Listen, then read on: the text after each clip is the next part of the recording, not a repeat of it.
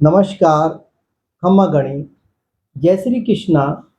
आज हम बातचीत करेंगे शनि ग्रह के वक्री होने के बारे में।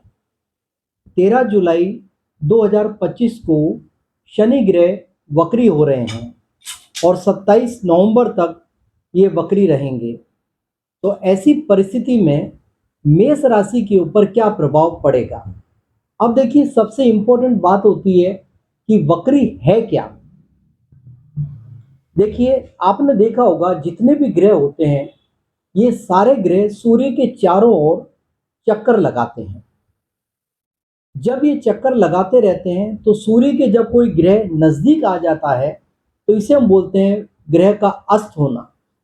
और जब ग्रह एक निश्चित दूरी पर आ जाता है सूर्य से तो उस समय उसकी स्पीड जो होती है वो कम हो जाती है। इसे हम बोलते हैं ग्रह की वक्र अवस्था। इसे हम बोलते हैं इंग्लिश में रेट्रोगेट। तो रेट्रोगेट हो जाते हैं प्लेनेट, तो रेट्रोगेट होने पर उसकी स्पीड कम हो जाएगी और ग्रह जो होता है बहुत ही ज्यादा शक्तिशाली हो जाता है।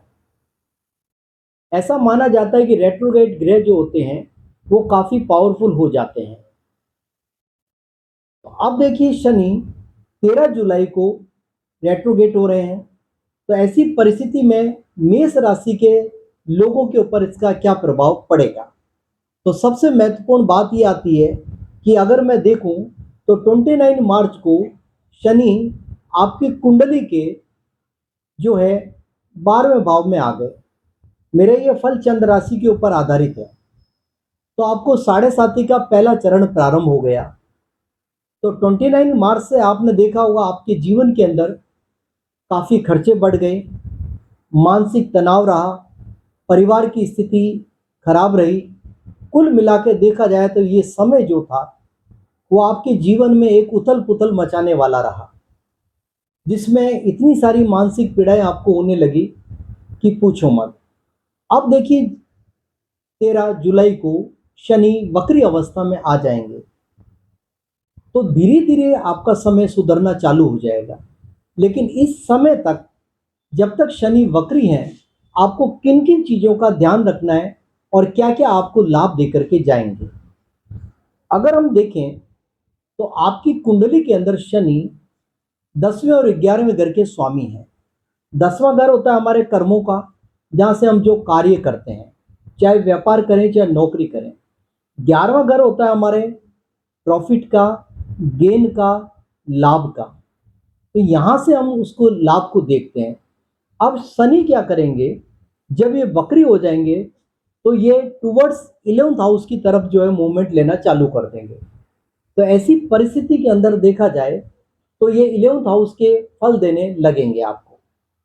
और यहां पर अगर मैं देखूं तो सबसे पहली बात हम करते हैं नौकरी और व्यवसाय की। तो व्यवसाय में और नौकरी में तरक्की के अवसर दिखाई देते हैं। ये समय आपको बहुत ज़्यादा सपोर्ट करेगा। अगर आपका कोई प्रमोशन ड्यू है तो प्रमोशन मिलने के भी योग बनते हैं। साथ ही साथ नौकरी और व्यवसाय में आपकी प्रगति और उन्नति दोनों दिखाई देती है। लेकिन अब आप ध्यान रखिए कि नौकरी में आपको करना क्या है और क्या ध्यान रखना है। तो यहाँ पर दो तीन बातें ध्यान रखिए। एक तो आपको ऑफिस की पॉलिटिक्स में पार्टिसिपेट नहीं करना है और व्यर्थ के वाद विवाद से आपको हमेशा बचना है और अपने बॉस से अपने संबंधों को अच्छे बना करके रखना है। ये शनि आपको हो सकता है कि कुछ एक्स्ट्रा लोड भी दे दे काम का और आपको वो नए काम को रिप्रेजेंट करना पड़े, तो आप उससे डरना मत, क्योंकि शनि आपके लिए बहुत फायदेमंद है। साढ़े साथी चल रही है। साढ़े साथी में लोग सोचते हैं कि हमारे जीवन के अंदर बहुत बड़ी आफत आ गई। ये आफत नहीं है। शनि ग्रह न्याय के देवता है। न्याय के देवता हमारे को हमारे प्रारब्ध कर्मों के लिए और वर्तमान कर्मों के लिए दंड देने के लिए साढ़े साथी के रूप में आते हैं। अब आप देख लीजिए, साढ़े साथी तो इस पृथ्वी के ऊपर जो भी व्यक्ति जन्म लेता है उसको लगती है। 30 साल में साढ़े साथी का एक चक्र पूरा होता है और जब 60 साल की उम्र होती है तब दूसरा चक्र प्रारंभ होता है। यह है साढ़े साथी का खेल। तो अब देखिए, ये जो साढ़े साथी है, इस साढ़े साथी में शनि आपको बहुत कुछ सिखा करके जाएंगे। क्या अपना है, क्या पराया है, क्या अच्छा है, क्या बुरा, ये सब बातें शनि बता करके जाते हैं अपनी साढ़े साथी के अंदर। अगर देखा जाए तो शनि मनुष्य को मजबूत बना करके जाते हैं। अब बात ये आती है कि साढ़े साथी में हमें क्या करना चाहिए। तो बहुत सिंपल है, शनि न्याय के देवता है, हर कार्य को न्याय के आधार पर करना चाहिए, उसमें हमें नैतिक मूल्यों का पालन करना चाहिए, कोई भी गलत कार्य नहीं करना चाहिए। यही शनि की रेमेडी है, बहुत सिंपल। क्योंकि शनि दंड नायक है तो दंड तो देंगे, उससे आज तक कोई नहीं बच पाया है। अब आती है हमारे पास अगली बात हमारे वैवाहिक जीवन की। तो हमारा वैवाहिक जीवन भी अच्छा रहेगा और हमारी लव लाइफ भी अच्छी रहेगी। अब यहाँ पर एक इम्पोर्टेंट बात ये आती है कि शनि इस समय 12th हाउस में बैठे हुए हैं।